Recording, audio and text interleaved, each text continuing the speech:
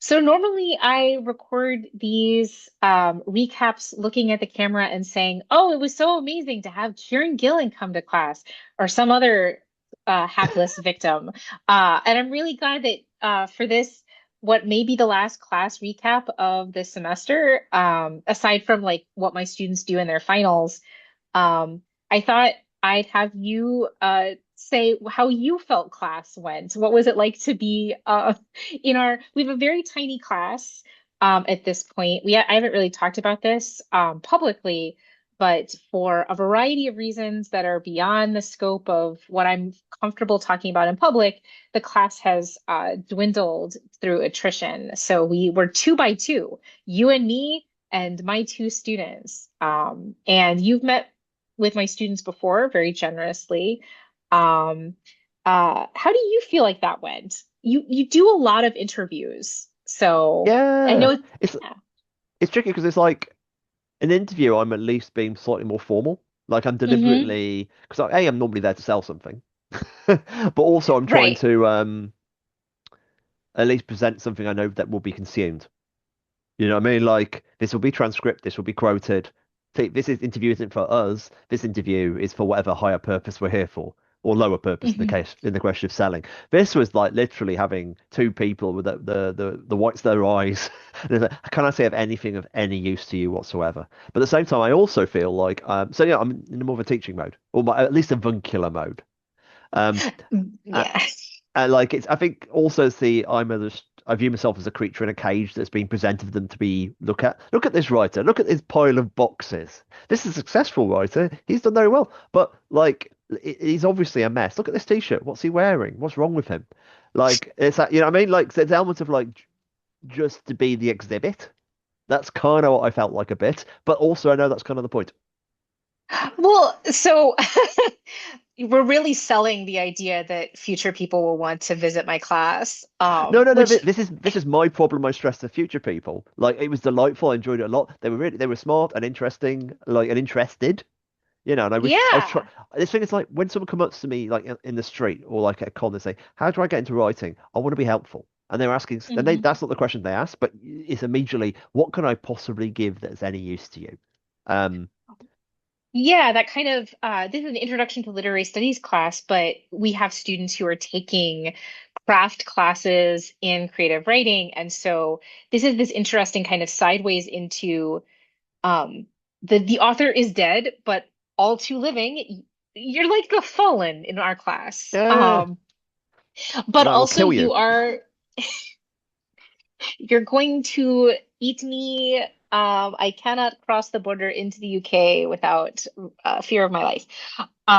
So that you may live again, because only by killing a critic. Well, and that's the other thing, Yeah. right? Like last time you visited was before I got this insane idea to write a book about die. So Mm, you also had me kind of thinking, oh, let me take some notes here. Like, it's always interesting when you have a repeat visitor, you can see the kind of the, and I've of course listened to a lot of your interviews in preparation for the die book. So I'm like, I know some of the marks that you're going to hit. That's actually really useful because if they got stuck, I knew a place I could point mm. you to. That's been really helpful with Mercer and things like that. But at the same time, there were these moments of, oh, wait, I did not know that. And I need to know that. And let me make a note of that. And thank goodness there's a transcript for this thing. But Which was the standout bits for you? I mean, what was the kind of what was the ahas? well, some of the ahas were like these little details, right? Like in terms of the kind of history of like, I think this was the first time that you had talked, at least to me, or maybe anywhere, in terms of like specific players in the history of playing die who Mm, like were possibly the first fool or the first godbinder.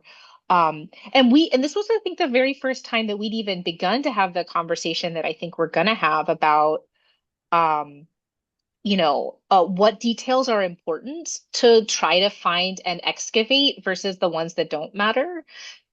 In scholarly textual editing, we talk about accidentals and substantives, right? mm, Like a double space between between sentences isn't accidental. It just happens to be the structure of how people spaced sentences for a long time. But the use of a dash versus a full stop might matter. That's more debatable.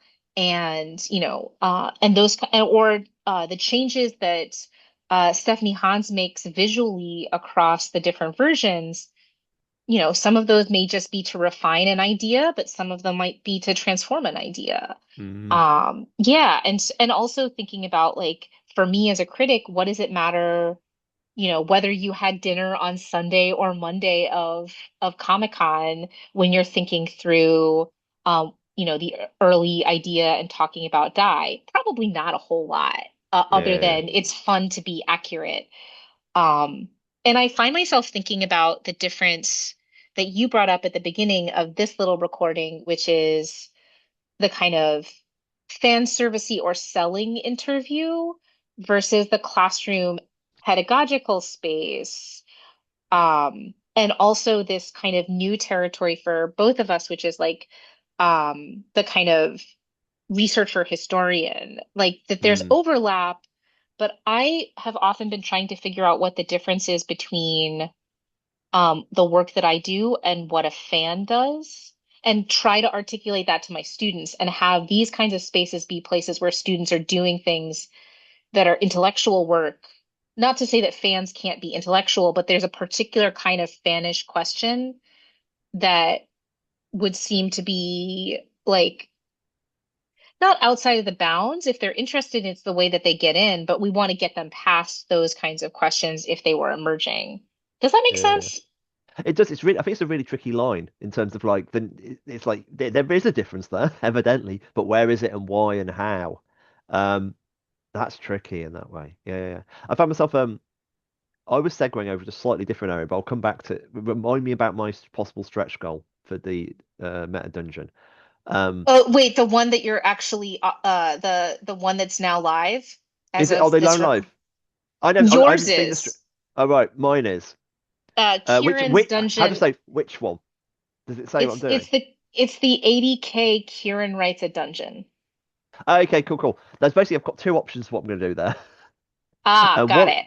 one of them, which like, that is it's definitely left because I've got multiple options and as always there's too many ideas. But like the one thing that Gar isn't doing is of course the completely modern day stuff because it's so you can't Mm, really do it. You can do a question, but you can't do a statement. In the same, you can do say what the 80s were about. You can't say what the 2026 is about in the same way. hmm But they're not RRD on. I don't think RRD are going to be a major part of the game, for example. However, I reckon I do a sub dungeon which is just the history of Die, as in specifically the history of Die RPG. So in other words, like a dungeon. So literally that kind of yeah, I can see you literally going to eat itself like a tail. But like that, the fact I mentioned in the interview, like Mink was the first person to play Die. You know what I mean? Like, and I don't know, I haven't spoken to Mink in a while, so I'd actually genuinely speak to her and work out a way. Because I did an adventure at Gen Con about going through a variety of Gen Cons and doing it as a history lesson. So doing a history lesson about RPG in the form of a dungeon, but also obviously to be played and experienced and also satirical and playful. That's what I kind of want to do. Because I haven't done what I mean? An actual history article is interesting. So I'm in conversation with your book essentially in that way. So maybe the book will I be a love source. that for me. Maybe you're the Well, no, demon. Maybe you're the villain trying to hunt down and kill the people in there or something. I don't. I haven't got anything in the pot. You would make a great like arch villain in a dungeon, wouldn't you? You would like that.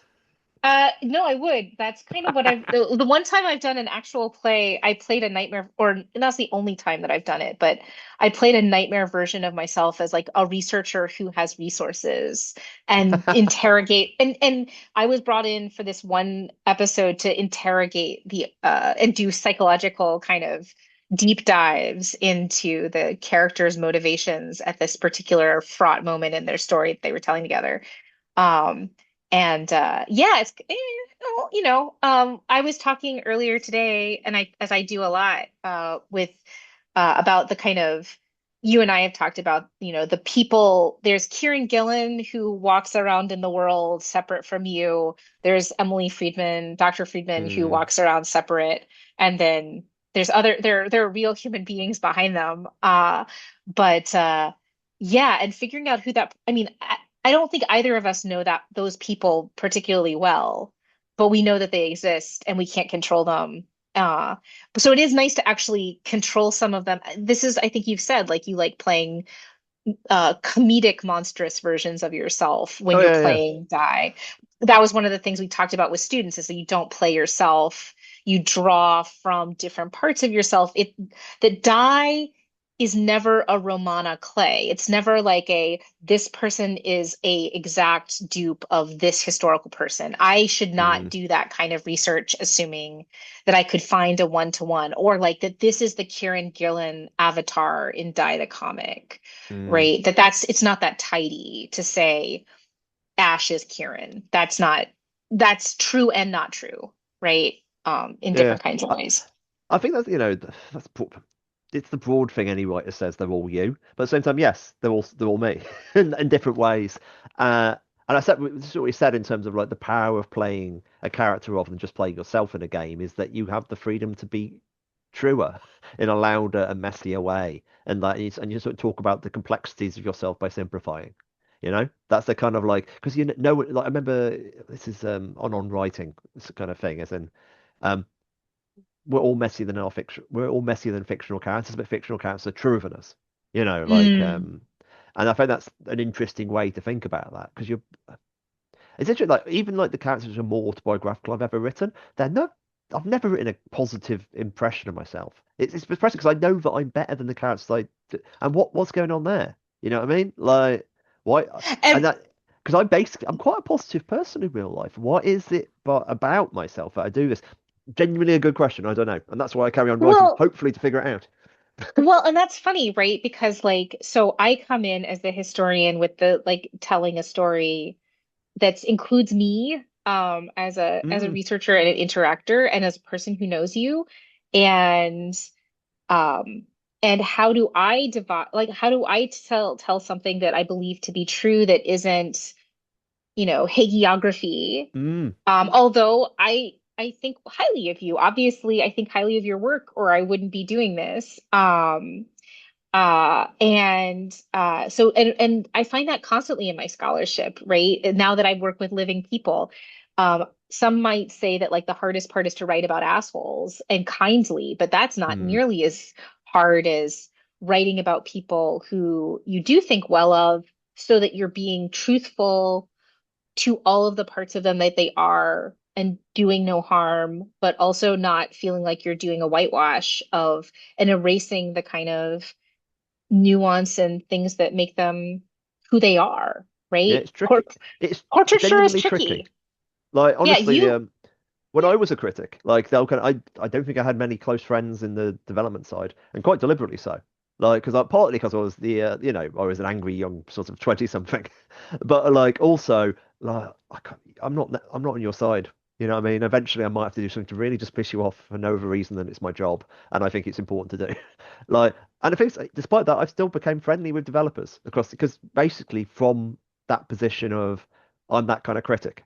Like, and mostly the fact I put my brain on the page made certain people respond to me well, which is both the readers who, broadly speaking, like me. I'm doing a face there, but that's broadly speaking true. And developers because I took them seriously, and I tried, and even really, even like very based. This is how bad games journalism was back in the day. That I was basically looked like a wizard by one of my first standard questions was to reference, so ask them about a game they did 2 games back at a different company. As in, and how did they know that? I looked you up on Moby Games, and that's the kind of like that complete level of failure to research your target. That was completely the standard. So The bar was in hell. the bar was I very feel very low, and I managed to wriggle over it occasionally. well, and I feel like I mean, that's absolutely the state of actual play now, right? I Mm, feel like in a similar kind of way, people trust and talk to me in no small part for a similar kind of reason of, oh, you're taking it seriously, then I'll take what comes for that sake. And that's kind of the distinction I've made. Like I've had people say, know a Polygon review is coming and say, I've suffered enough ego death on the internet. You can do your worst. Do tell what you think is mm, true. Um, and I mean, I haven't had to be pushed too far of a limit because I think you know, we're still in the days where you're mostly trying to advocate and provide nuance. But what's interesting about, of course, the Die book is that it has these beautiful case studies of all of these different actual plays where you can talk about aesthetics. And I think that was the other aha or thing that kind of surprised me in our conversation today was most people would think that the game is subsidiary to Mm. the kind of polished work of fiction that you totally control. And instead, you told my students that that Die the comic is this messy tangle of ideas that you think are more elegantly, is that fair to say, Yeah, yeah, expressed yeah. in the game? In the original core idea of Die is better expressed in the game than it is in the comic. Now, like in the core game, that's the thing. You've got to get to boil Die right back down to rituals, I think. Like Oh, okay. the second you start adding the other stuff, it becomes just as messy. Uh, but the core idea of like, let's just use the externalize people's trauma and hopes and fears into a fantasy world, have them interact with it, and then come to, that is better expressed in the game than the comic, I think, and also personalized. But the thing is, I've got so much understanding of Die from the game. Like when I talk to like, obviously we don't read too much into this, but anytime I talk to movie people about adaptation, um, movie and TV sort of people, think I come at Die in a very different way because they're talking about specific stories, but I'm very open for different readings of Die because that's literally what the game is. As in, I Mm. explicitly think they're all the same thing. So the idea of like, I view Die as a sort of structure for creating stories, and Die was Amal co-wrote Lose the how to time lose the war. time war. Yeah, who's great. She's very into indie RPGs. But I remember like we are talking this about ourselves in terms of like it's almost we said it's not quite enough to have to just write the story anymore. I have to write the game that lets you tell the story to show that I understand it. You know what I mean? Like Die is pretty much a story structure device. There's a lot of other stuff in it, but like this is how you create an aesthetic effect to this goal. You can make it your own, but this is how you do it. Uh, and that's interesting. You know what I mean? Like, and I think there's so much about Die you only really see at the table. The bat, the Potemkin village of it all. The fact that the and I'm about to spin off in multiple directions. You can tell my brain's got to choose your own adventure here. But my usual reference is there's a line in Natasha's dance, but there's a recent one. I'm going to not tell the Natasha's dance line because I can't remember who actually said it. It's basically there's a throwaway line about difference between German and Russian writers with approach to theory, as in the German Mm. writers make the theory first and then try to work out how to deploy it, whilst the Russian writers they write the book, then maybe theorize afterwards as a game. I'm the latter. Like had a core idea of the aesthetics I wanted, but what Die does in multiple levels wasn't solidified beforehand. Like I knew a lot of stuff, but in terms of like basic ideas like what is an RPG? Like the what's important? These 120 pages of rules or these two-page story game? What's actually important here? And I'll tell you what, it's the story game. But that's the kind of like you don't get that from reading Die. You only get that from playing Die, which of course is the effing point. Um, Right. Yeah, it's interesting. Like, so much of the conversation in higher education right now mm, is about like the importance of reading and writing as processes by which you can't skip over them to just say, "Oh, now I have the knowledge," right? That the process mm. is the knowledge making. And I love the idea of continuing to develop the idea of engaging with Die in the classroom precisely because it dramatizes that point.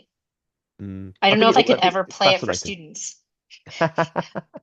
It's tricky because especially like the teacher student relationship has turned up in like the big Die campaign is a teacher student scenario. Like Mm. it's 100% an abusive professor and their study group. Like these relationships turned up a lot in Die in terms of people misusing power, and of course that's because it maps very well onto the GM player role. You know what I mean? Like Yeah. the satire of GM player which Die presents. Um, Yeah. So the Die book is fingers crossed coming out from the University of Michigan. And then Central Michigan University Press does all of these like adaptations of games for the classroom. Like there's a 500-year-old vampire adaptation of a 1,000-year-old vampire. And right now, in this moment, I am having this thought of could you ever adapt this game for the classroom in a way that would make it safe? And I don't think so. I had last semester, I had students play Uh, die outside of class, but I had nothing to do with it. And we read the game, we talk about the game. This might be where actual play is actually the most helpful, right? uh, Because it shows you how the game could be played, even if you're not going to play it. it's interesting. There's in the current Kickstarter, they're doing the thing they did with Void Heart Symphony. Have you seen this? This is part of the Kickstarter. Basically it's a play deck. So it's basically Hmm. an hour and a half scenario, and it's individual cards you go through, like an incredibly heavy version of For the Queen, basically, which I quite like. But like works really well for Void Heart Symphony, which is a really complicated, confusing game. They're trying to, Grant's writing it for Die. Um, and that's an interesting. The more you confine it, the more you might be able to get away with it. You know what I mean? Like if you've, it's all about the questions. You know what I mean? It's all, that kind of, we're doing this now, and this is safely on the card, and we're going to go this through, and it doesn't go off the rails in the way that DIE is Mm, designed. It's the whole DIE structure is it goes. Most games don't have a set end, and DIE has a set end, mm, and that's because everything else in the middle is fine. Like whatever you do, as long as you end here, you've still got a story structure in this mode. So like the more you where you give freedom. There's an idea, remember, like with Halo, the way the old shooter Halo, it was bubbles of interaction, as in it's perfectly linear, but they have these very wide open areas. So each one is like essentially a puzzle area you explore and play with, and then it narrows down and you go to the next one. And that's a perfectly viable way, like to do interesting. I mean, it's railroading, but it's also interesting. You know what I mean? mm. Like, but it's also like, no, you have so much freedom inside this one space, and then we go to the next space, and that's a perfectly fine way to do something.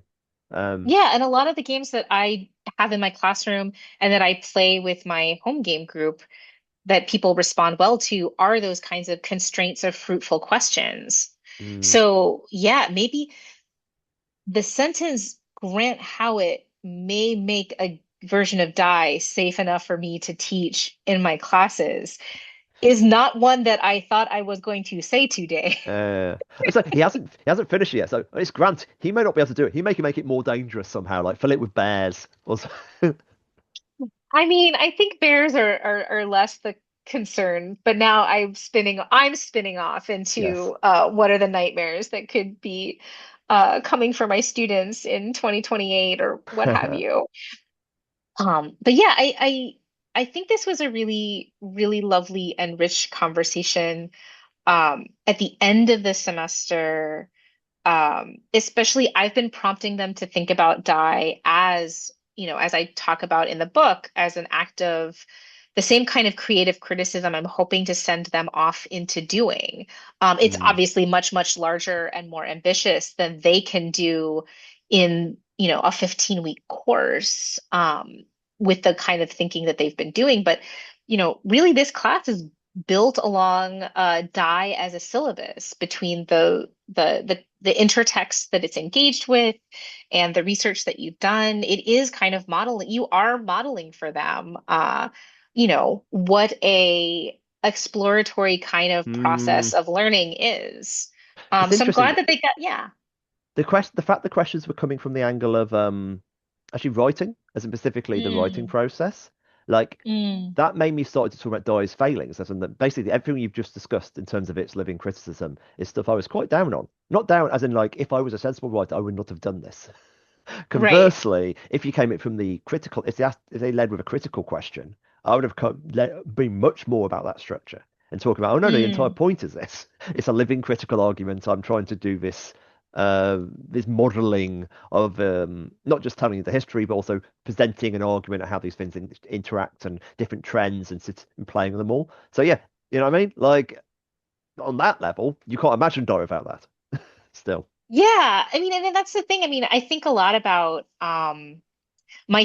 so I'm the founder of the International Samuel Richardson Society. I am recording from the American Society for 18th Century Studies, which is the only place the International Samuel Richardson Society meets.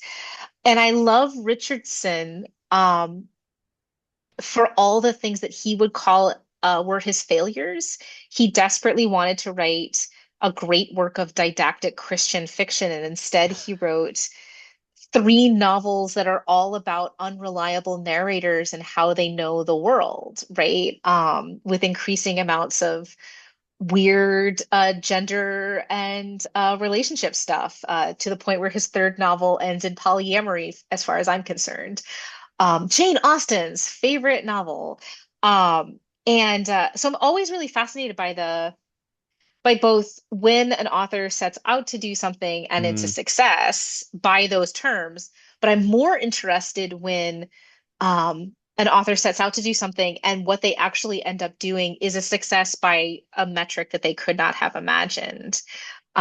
Or that was it was a side quest that because I think that was one of the things you talked to my students about is like that the structure of Die the comic is very much playful in the sense of you have kind of milestones as you might DMing a campaign, but how you get there is the thing you play to find out. exactly. In That's the Halo model I just that very much described as in each Yeah. issue, whether it's the issue or the whole trade, that's an area of interaction. You know what I mean? Like, and they are bubbles, and there's certain things that need to be placed to make the story work. But how do I get them there? That's interesting. And of course, the me not knowing is why it's fun.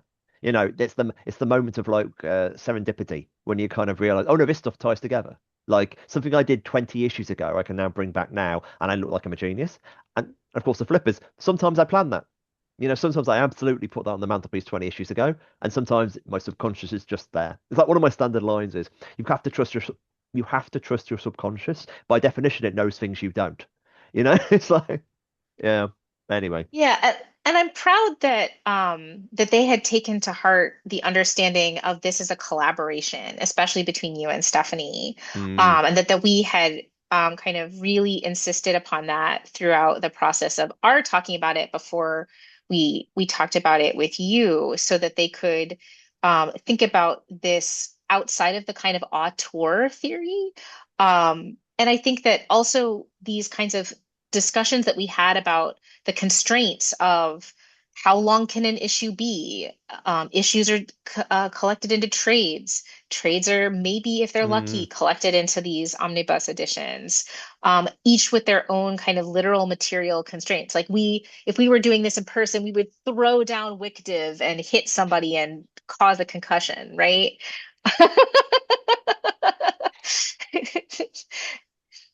Yeah, Yeah, five.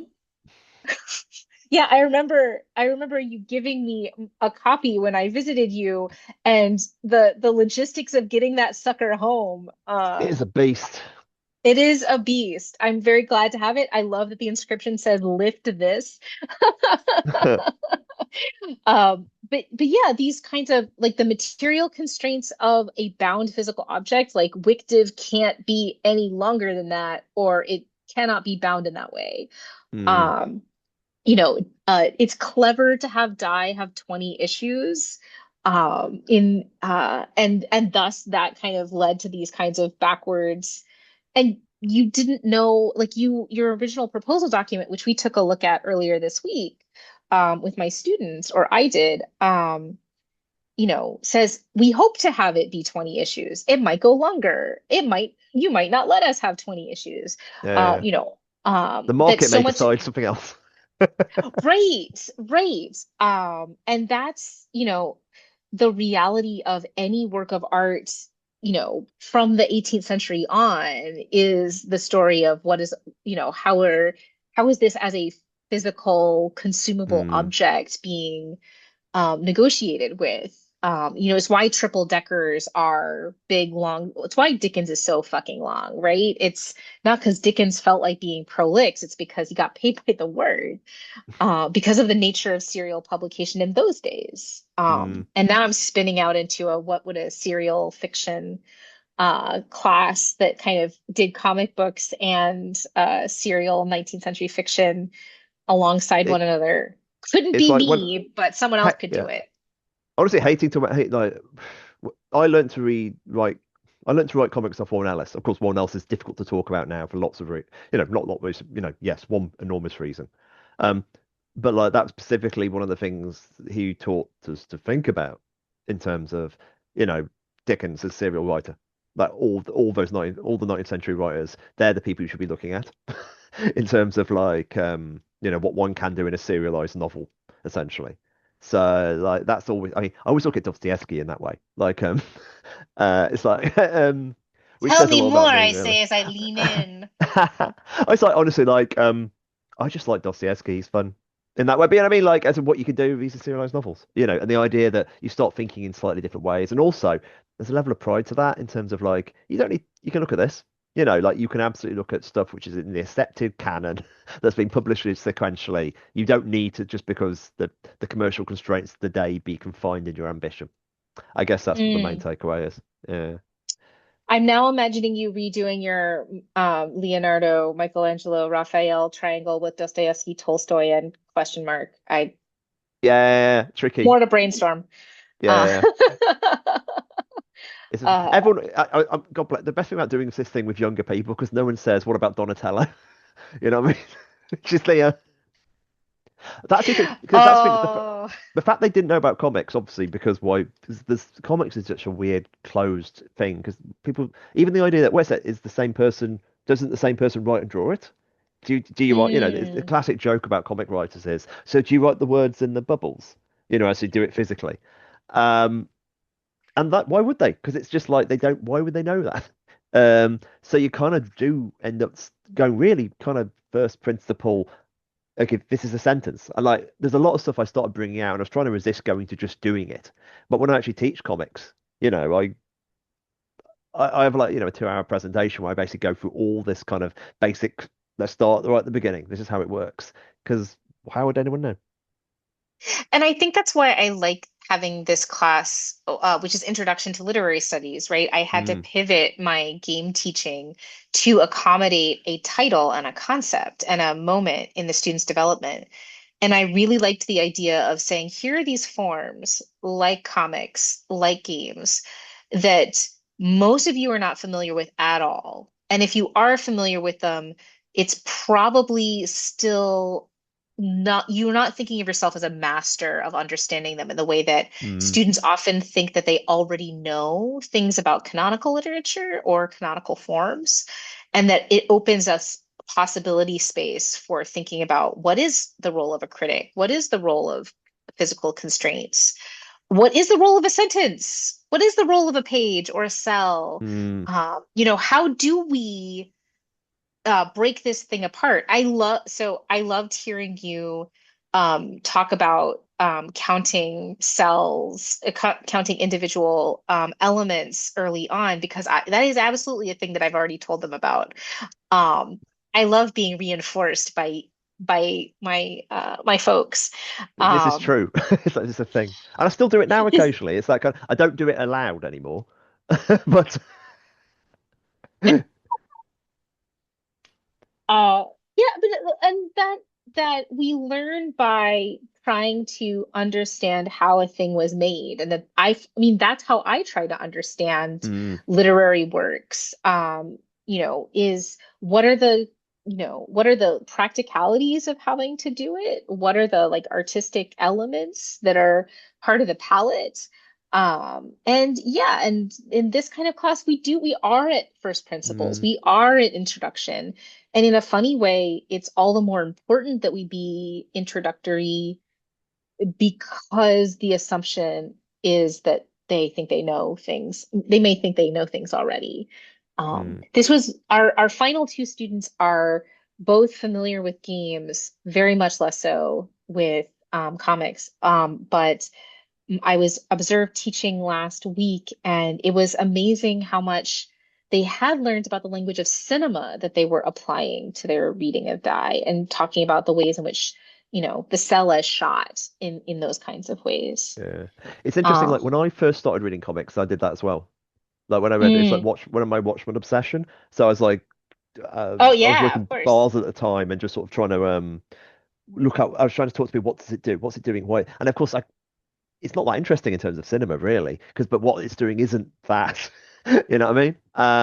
Yeah, yeah. But it's the only language we have, and you still use it when writing comic panels. Like you're trying to explain shots or angles or framing. It's a useful shorthand. You know, Yeah, we talk about scripts. I mean, all of these things are loners. yeah, In the same way that the early novel was taking many of its elements from other prose genres in order Mm, to fashion itself, that this is how new modes come into being until they develop things that can only be done by their form. mm. Uh, yeah. It was fun. It was fun to think. It's always fun to think with you. It's fun to think with my students. I'm glad we pulled it off with our teeny tiny group, which can It sometimes was. be um it can sometimes be challenging precisely because it's so small, because everybody feels a little spotlit and implicated. Yeah. So it's always nice when they rise to the challenge. Yeah, I think I enjoyed this one more than the last one. In fact, Oh like yeah.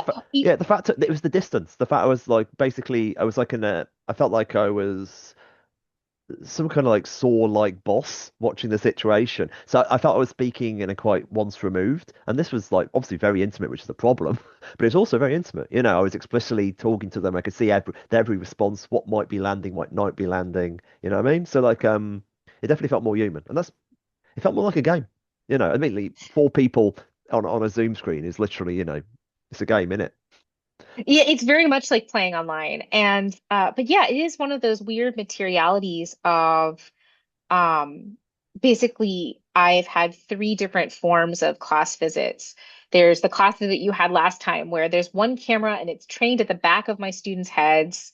I try to have a screen on Mm, so that I'm at least a face, and then they're watching you on a projection. Then mm, there's the Zoom meetings, which I tend to default to for remote folks, as a general rule, because it's more intimate. And then there's the in-person, which, is ideal when we can get it, but of course, obviously, we can't always, especially now.